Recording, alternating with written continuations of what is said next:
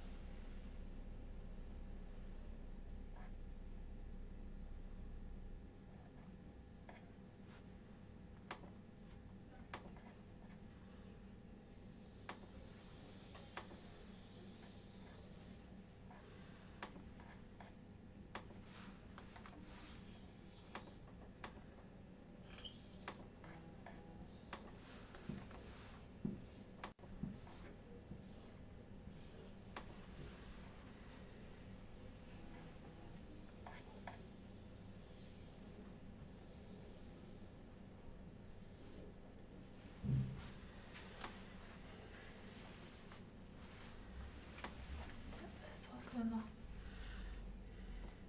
Okay, just see the comments we're showing here. Cool. Okay. Tell me when to start. Yep.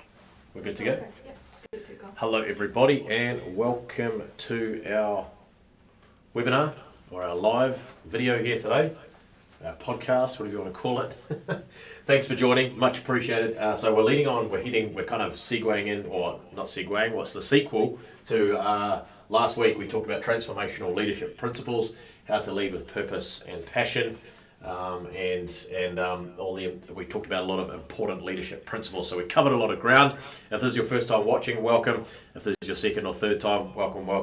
Thank you for joining us again. Please, I'm always going to say, please spread the message. We give all this away for free, and with the hope of inspiring lots of other hardworking Kiwis and other people around the world to help grow our little economy here, help improve our productivity, help improve our quality of life as a nation in New Zealand. So really passionate about that. That's why we do this stuff, and we love to pay it forward, all the great things that we've learned from others and then taken them and premierified them, if you like. So welcome. Make sure you go to, I'm going to pop it up here by the way, Premier Business Academy.co.nz for lots of free resources. So there's lots of cool stuff you can see there. Are we all good, Hannah? We're good. We're on. Just checking with one of our great marketing team to make sure this is all working. Okay, so we're good. So let's keep moving. So premierbusinessacademy.co.nz, lots of free resources there. Go grab them, make the most of them, use them. Reach out to me if you need to. Do not email me, but you can contact me through the website, and you can contact me on WhatsApp. Voice note is great. Or connect with me on LinkedIn. We can chat there. Away we go. Love to chat, and most of our content and most of the things we help people with come from great questions from people like yourself. So once again, thank you so much for joining. So the one thing you need to know about leadership. What is the one thing? Because people often ask that. Just can you distill it down to one thing? So the one thing is this. The one thing you need to know about leadership is that there is lots of little things you need to do right. The one thing you need to know is that there is not one thing about leadership that makes you a great leader. All right, so that's really important to learn that. So just checking that we're good here with the team. Yeah, we're good. I'm getting a thumbs up. I'm getting a nod. Thanks, Hannah. You're a total legend. Really appreciate what you do helping out, setting up these webinars. Give her a big clap, team, if you're on. Thanks, Hannah. You're amazing.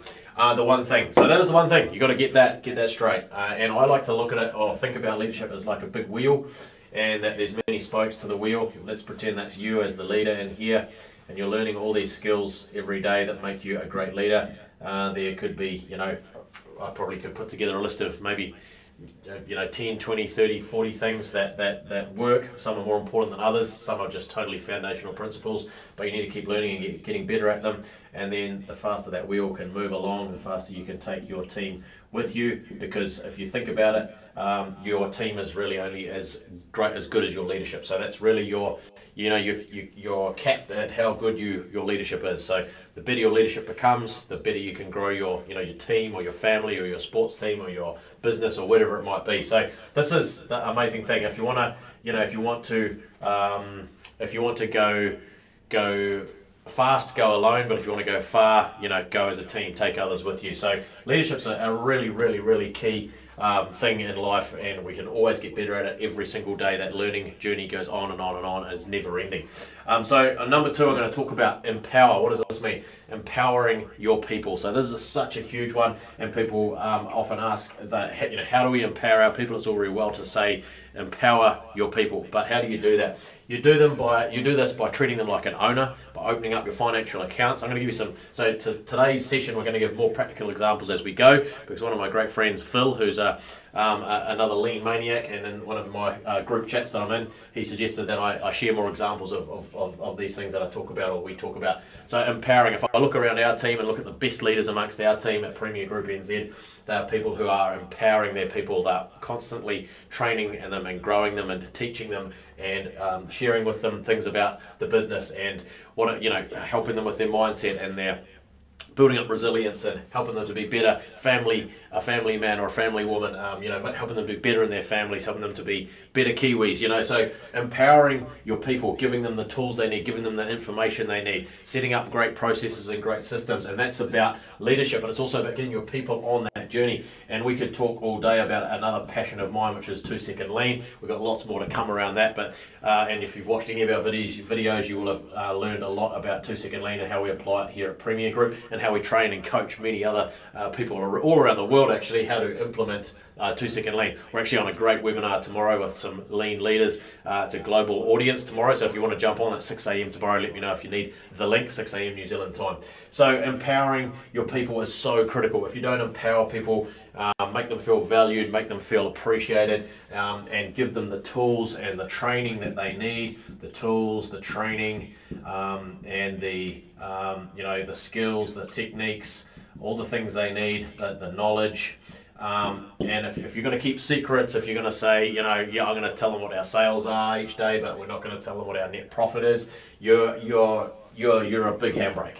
So I can be a little bit brutal in these sessions, and that's what this is all about, is being candid, because being lean is being candid. Good leadership, good leaders are candid with one another. They don't flower things up too much. It's not that we intend to hurt anyone's feelings, but if you want to become a great leader, you're going to have to grow a bit of a rhino skin, and you're going to have to take feedback. You have to be great at taking feedback. Feedback is the breakfast of champions, and that's a simple saying. You've probably heard it before, but you need to write this down.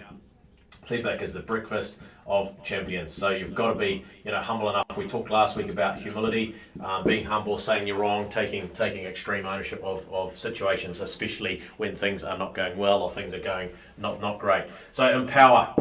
More examples of that would be in our business with the 2-second lean technique we practice. Everyone is able to make improvements in their immediate area every single day. They're able to suggest improvements, but also not just suggest them, but make the improvements as they go along. So everyone every day is involved in Kaizen events or mini Kaizen events, which is improvement events, or just stopping and fixing what bugs them, stopping and removing the struggle to make work flow. So that's empowering your people, okay? And remember, standardized processes. So training your people how to create standards and training them how to create SOPs or standard operating procedures and walkaway standards and all these great tools. These are practical examples of empowering your people. I could talk all day about just this one subject, so maybe we should do a webinar just based on that. I'm actually going to write that down.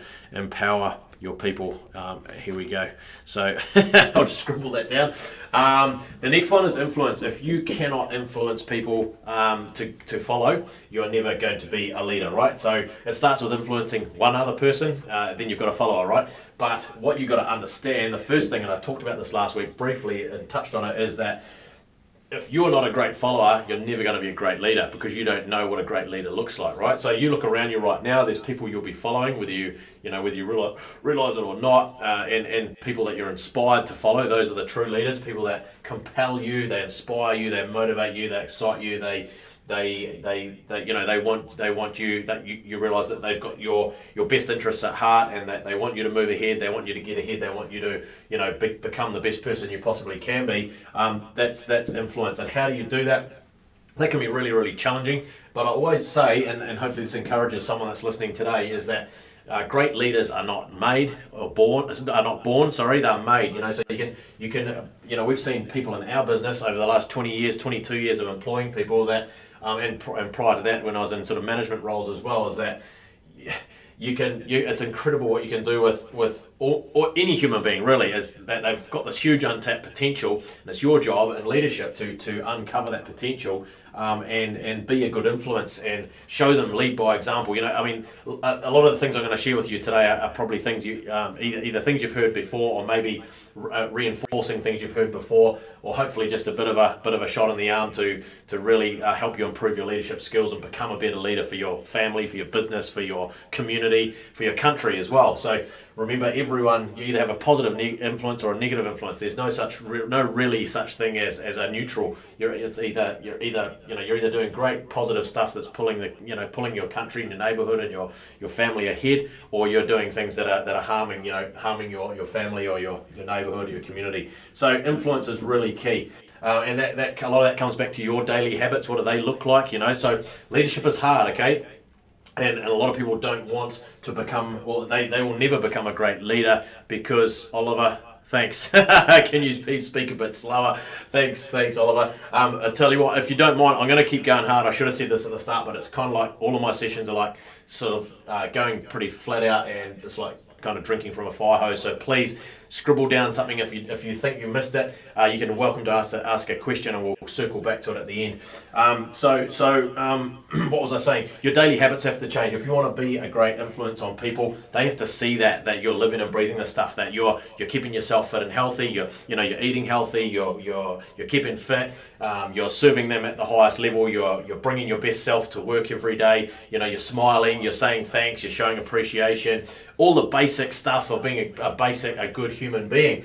But it's incredible when we go to business, people have a personality at home or a personality on the weekend. I see this all the time, and then you watch them at work or in business, and they're totally different personalities. So what I'm saying to you is you're most likely a good person. Most people want to be a good person.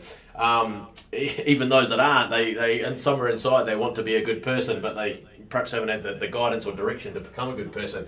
And that's your job as a leader, is to take people that have either a bad upbringing or average upbringing and lift them up, show them that there's a better way, show them how to set goals, show them how to to create a better life for themselves. You can't hand it all to them on a plate. There's that old saying, if you feed a man a fish, or give a man a fish, you'll feed him for a day. If you teach him how to fish, you'll feed him for a lifetime. I'm a massive believer in that. And again, that's your job to empower your people. That goes back to empowerment again, and it comes back to influence as well. How can you influence people? How can you inspire people? And this comes back to a couple of things we talked about last week. We're not going to be able to cover all this ground again today, but think about the CEO, which we talked about. My brand new pen is running out already. We do too many of these sessions, and I've got a backup here. CEO, which is the Chief Energy Officer, okay, and then the CR, so you've got to bring the energy every day, and I talked about last week the CRO, the Chief Reminding Officer. So these are things you can do every day to become a great influence. And even if right now you're working for maybe a boss or a company that doesn't have great leadership, because let's face it, probably 99% of companies I visit don't have great leadership. They just get there by they're really managers, not leaders, and there's a huge difference there, right? Let's remind you of what that is. So a manager is someone who's managing people and things for a common goal and managing some KPIs. But a leader is someone who inspires others to follow. A leader is someone that you want to follow, right? Want to follow. So you're following them because they're on a mission and they've got great values, and you share those values and you share their vision. You're excited about their vision and you follow them. So that's what we're trying to do here. So my next point I'm going to move to, so we're already quarter of an hour into this, is number 4, who comes first. So this is a really, really important one. By the way, thanks for the feedback, Oliver, and keep the feedback coming, everybody. And again, chuck your questions or notes in here so that we can circle back to them at the end, because I like these sessions to be 30 minutes, and that's it. So, or earlier if we can. Who comes first? So again, we kind of touched on this last week, but the people that come first are your people, your team, okay? If you're putting yourself first and your own interests first, you are never going to become a great leader. And did I say this before? Yes, I did. I've said it a lot of times. Leadership is hard, Okay, but remember, if you do the hard things, like learn how to be a great leader, life gets easier, because the more you can influence and grow people and then grow leaders under you, you show them by example, and then you're going to have suddenly a team of owners, a team of people, or over time that your life is going to get a little bit easier, a little bit less drama, a little bit less stress. So all of these things kind of work together for good. And again, today we're only touching on a few little tips and techniques to help you. And this is based on, everything that we know today, everything that we've seen, good examples and bad examples of businesses, and trying to help you shortcut your journey, help you compress time. That's my job every day, is to try and help our people compress time and help people like you, a hard-working Kiwi trying to get ahead of wherever you are in the world right now, to help you compress time and save you making the same thousands of mistakes that I've made. So you're going to still make mistakes, and you're going to learn from those mistakes. And remember, just a little thing I'm going to share with you again is, remember, smart people learn from everyone and everything. Average people learn from their mistakes only, so don't be that person. And then stupid people already have all the answers, so you definitely don't want to be that person. And we all know those people in our lives, where there's plenty of those around us, plenty of those in our workplaces and our families, sadly. So don't be that stupid person. Be the smart person, learning from everyone and everything, which means learning from your experiences as well. And then that wheel, you're going to keep filling out that wheel. It's going to get better. Your wheel is going to get bigger and more influential, and it's going to keep rolling in the right direction. It's going to pick up speed and momentum. So all this stuff is to really, I guess, encourage you, inspire you to become a better leader. So keep the feedback coming, keep the notes coming. Thanks, team. Tell me if the sound is good, by the way, and the visuals are good, because we're always trying to improve on these as well. So who comes first? Your people. So we touched on it last week, but you have to become a servant leader, which means you're serving the people that you lead. It means you are. Let's look at some practical examples. Some things we do here at Premier Group. We do it well. We can always do them better, because we're always on this improvement journey. But things like 5-year goal plans, sitting down with your team regularly, each one, or getting and doing it. Training your team leaders how to do this so they can do it with their teams. Because let's say you're a business of 50 people or 100 people, you can't do it all by yourself, but you can train your leadership team. You can sit them down and do your 5-year goal plan. Make sure you're updating that regularly. Make sure it's in front of them. Make sure you understand what their most important life goals are and what you can do. And you ask them, what can I do to support you getting to this life goal? It might be something like, I need we've got an error here. I don't know what that means. It might mean that they say to you, and here's another practical example. They might say, well, I want to buy a house within 5 years, but I've got all this bad debt. And then you can give them some tips and point them in the right direction, or you can give them your time and advice of things you've done.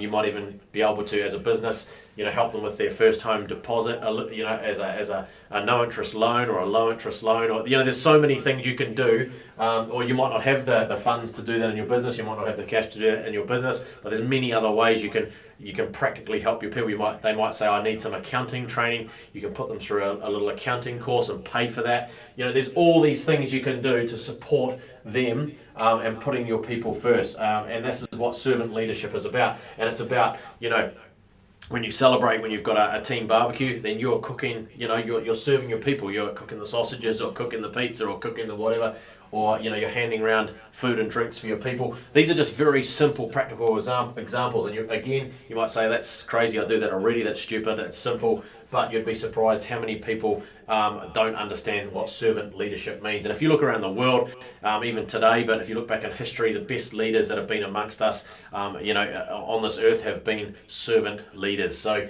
they're serving those that they lead. They've got their people's best interests at heart. It doesn't mean you're doing 80 hours a week because and grinding yourself to the death. It doesn't mean that at all, because that means you're not going to be serving your people at your best level, because your health and fitness is going to deteriorate, your mindset's going to deteriorate. So it actually means you've got to create some balance in your life, and this is where it comes back to influence, is that you need to show them how you're prioritizing your health and fitness, you're prioritizing your well-being, and then you're prioritizing your family life, making sure but that your business and your business growth is supporting those things. So it's a balance, and I don't think you ever can stop learning it and get better at that balance. So I'm just saying to you that you know, you need to think about your wheel of life as well. I don't know if you've ever come across that concept. Can't quite see that there by the looks on the board. But the wheel of life, let's just use this here and think about, you know, the things that you need. You know, you need health, you need family, you need, you know, finance. There's a bunch of things you need. You can work out your own wheel of life. There's lots of wheel of life templates you can use, but these things help you get balance. You know, there's social life. There's all sorts of things. There's, you know, your spiritual well-being. There's all sorts of things that come into this wheel of life, and you as a leader need to keep getting better at these things. So I suggest you have, you know, use that. I wasn't even going to bring that in today, but use that sort of wheel of life type thing as a template to help you get better, and then you can keep sharing that advice and what you're learning from your life balance or your work-life balance, your work-life health, finance balance. All these things are important. And then you can be, you know, again, serving and serving and serving. So really, again, you've got to have a massive growth and learning mindset. You need to be learning all the time, and getting better as a person. Because if your personal development, is getting better, you're getting better as a person. You're going to become a better and better servant leader. And you know, I've got lots of books I can recommend on leadership, which will help you. Just, you know, and every book you listen to, especially, I mean, you've got to listen to good books. There's a lot of crap out there, but if you can cut through the noise and, you know, just get that 0.001%, yeah, of the good books that are there, you can always get better at leadership and start applying those principles. So growing people, I'm going to go to number 5. We touched on this last week as well, and we've kind of touched on it again, but you'll see how this all fits together. Growing people every day. And I'm going to give you some practical examples. At Premier Group, we've created a platform, and it's getting better and better and better by the day. It's like a business training platform. We call it the Growing People Program, GPP, and it's like a website. Or an online academy where everyone has to log in and do, you know, 15, 20, 30 minutes of training a day, and they work through courses like mindset, sales, lean operations, or lean mindset, leadership. You know, they're working through all these modules, so every day they're getting better, their personal development's happening, and people come and join us. You know, we're always hiring new people, and they join us, and they've never often have not understood that that growth and learning is there. You know, education is the way that they can get free. If they keep educating themselves and keep learning new things, because you don't know what you don't know, right? They can become better, and they can accelerate their journey to their life goals. So if you get really good at this, what's another great practical example is this. In your business, start a morning meeting, really key. And in that morning meeting, make sure that there's like a 2 or 3 or 4 or 5 minute video as part of your agenda, and you set that up as a leader. Make sure it's you might have a video. There's so much good content, for example, on let's say on YouTube, or you know, there's lots of people we follow on YouTube with really good high value content, and you just show one video a day on, you know, some examples of lean improvements, some examples of, you know, might be mindset training, might be resilience slash mindset, might be sales training, marketing training. So that's another practical example of how you can apply the growing people mindset, or this piece of the puzzle. Because like I keep saying, it's like either like a wheel with lots of spokes, or you can look at it like a puzzle, and you put all these things together, and your leadership will get better and better, and then of course your team will get better, and your business will get better. So hopefully this is making sense so far. Give us a thumbs up or a something in the chat to let us know if this is making sense so far. Otherwise, we're just going to keep on going. I can't actually see all the chats because we're live on about 4 platforms right now. I think I can only see the YouTube one right now. Okay, let's keep moving. The bank account, what is this? And if you want more practical examples, by the way, just pop them in the chat, and I'll pop your question in the chat, and I'll try and give you some more practical examples of how to actually put these principles into place. The bank account, what does that mean? This is, and we touched on it last week, the emotional bank account of your people. So this is where you need to deposit praise and gratitude and recognition and things like that each and every day. You need to get really good at saying, you know, well done, good work, good job, fantastic stuff. You know, use their name. Well done, Joan. That was awesome what you did there. You know, and that's why, here's a practical example of this. Let's give you one right now. Is set up a group chat and call it the ABC, whatever your company name is, ABC Company good news chat, right? And every time there's some good news, tiny bit of good news that comes in on the chat, and you're going to have to kick this off as a leader and keep sharing any piece of good news you get during the day, but make sure your team start, and lead that by example, but get your leaders to start doing it, and then try and get everyone involved. And then you're recognizing that. You're saying, with a voice note or a quick video, you're saying, hey Jeff, well done, that was amazing. Well done for getting that order over the line, or well done for bringing that new customer on board, or well done for getting that quote out so quickly. So you're building up this emotional. You're making deposits in this bank account every single day, and the more the merrier. People say, doesn't it get, at what point is it over the top? I would say to people, if it's genuine, it's never over the top. If I could, I'd get around all our staff every day, which is impossible, but I'd get around every day and say, thanks for every little thing they're doing, but it's not practical, right? So as much as you possibly can, especially on these group chats, that's a really achievable way of recognizing your people. Do a video, because it's so personal. Just say, you just pull out your phone.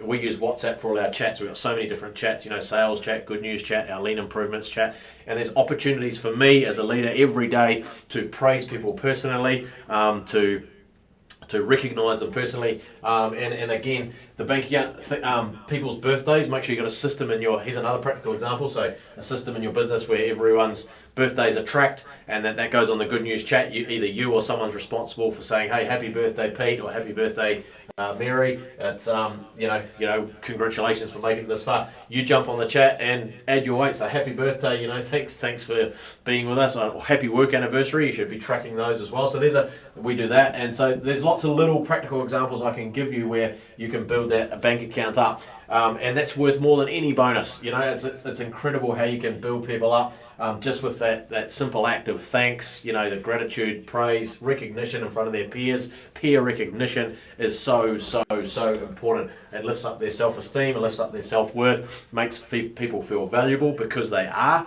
So you have to be genuine in your praise. You can't, I wouldn't be able to count how many times a day I say thank you or praise someone, but it's always genuine. I absolutely 100% mean it, and my people know it. And our leadership team, we're training them all the time, and they do the same thing. We've got some great leaders here at Premier Group, and they do far better than me, and they do the same thing, and they do it better. They're really, really good at it. So make those little deposits every day. Those deposits build up and up and up, to build this incredible bank account of emotional deposits. It's so powerful.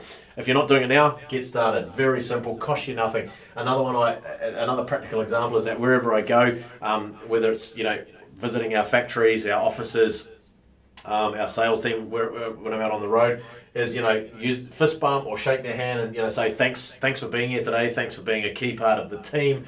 Yeah, how simple is that? Costs you nothing, but means the world.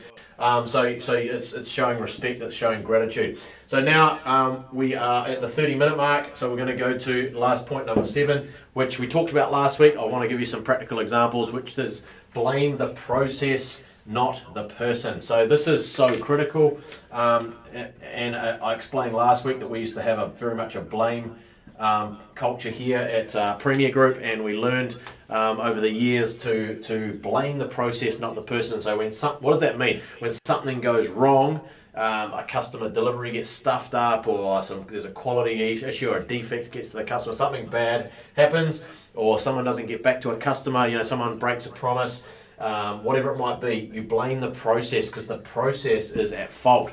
And until you really accept that and understand that, you're going to struggle to make progress as a leader, because you're always going to, if you don't get into the habit of this, you're never truly going to empower your people, and you're never truly going to get transparency. You will not get a culture of transparency in your business. There's just no way, zip, nada, never going to happen. Because even if you just pay lip service to this but don't show it, it's people are just not going to talk about their problems or their mistakes. And when there's no problems, there's a big problem, okay? So when you get in your morning meeting and you look around and part of your agenda should be, hey, what was our problems yesterday that we need to, fix and resolve? And people say, no problems, then you've got a huge problem in your culture and your business, because it means there's probably 20, 30, 40, 50 problems from yesterday hiding under the surface, because you are blaming the person, not the process. So this is a really powerful one. All of these are important,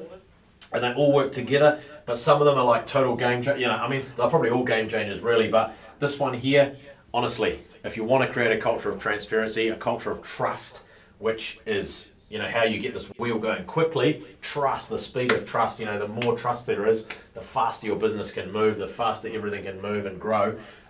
Then this is my, you know, high recommendation is that you get into this and you put it on, if you're struggling with it, put it on posters all around your business, put it in your morning meeting, put it in the agenda and say, team, and you're just going to have to keep reminding them, that's part of your CRO hat, Chief Reminding Officer, team, right here, if something goes wrong in this company, we blame the process, not the person. Bob, there was a massive stuff I heard about yesterday, not like what went wrong, how can we improve the process? You know, thanks for bringing it to the surface, thanks for raising it.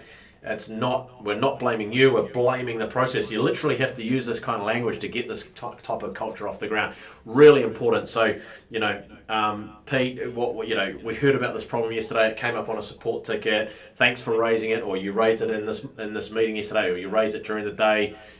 You know, what are we going to do to improve the process, to mistake-proof the process? Because everything in your business is a process, everything in your life is a process, and that's a subject for another time. We could talk about that for 2 hours, but you need to really drill down on that and get this going on. I was at a lean training course the other day, and a guy spoke up, and he had a problem in his business. He's just like quite a reasonable sized business, and he's quite a cynical sort of guy, and he was saying, you know, he was asking the teacher, the coach, the tutor.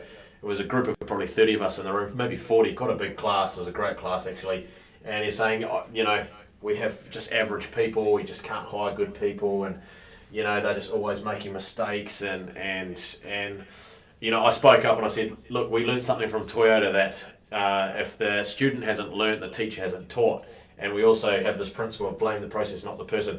This guy is pretty seedy. He did not like my contribution, or I was trying to help, right, in a nice way. I wasn't being abrasive. I just said, I said we had a real culture of blame, and this is what we tried to do. And anyway, at lunch, a bit later on, he made this real snarky comment when we were getting our food. I just smiled at him and just ignored him. But you know, he just didn't want to accept that the process is at fault and that the teacher is at fault, or that because he obviously, you know, wasn't humble enough to admit that he had a big problem with his leadership, which is a shame, because he'll be a massive handbrake to his business forevermore until he understands that you've got to blame the process and that the teacher needs to teach. So there's coaching and training as well, obviously, but that's a process. So anyway, so we can talk about that for hours as well. So we've covered everything. If there's any questions, put them in now, and I'll stay on for like maybe 1 more minute and take that, or any feedback. If you're about to leave the group now, pop in your feedback, and please leave us a Google review at premierbusinessacademy.co.nz, and also, if you can, it would be really appreciated. That's a way you can help us to help you more at Premier, or you could go to premierbrick.nz and leave us a review there too. We appreciate your reviews because they help us to share our message more and get our message more out there. Kind of lifts our ranking and gets us in front of more people, and helps us to share these types of messages to help make New Zealand a better place. So if you can do that, that would be amazing. I am done. I can't see anything coming in on the YouTube channel, but Hannah, can you help me? Maybe there's something coming in on other channels right now. Please feel free, team, to put any feedback in the chat before we go. Okay, Hannah's saying no, so we're going to end the session. Thank you so much for joining. Once again, make the most of all the free resources at premierbusinessacademy.co.nz, and you're welcome. That's what we love to do, is pay it forward and share all this stuff, because it helps to create a stronger country, right? And better neighbourhoods, better communities, better people, better businesses, which is what we desperately need in New Zealand right now, and lots of other places around the world as well. Thanks again for watching. We're going to end the stream. Hannah, please give me a hand with this. And if you can also, thanks to Hannah as well.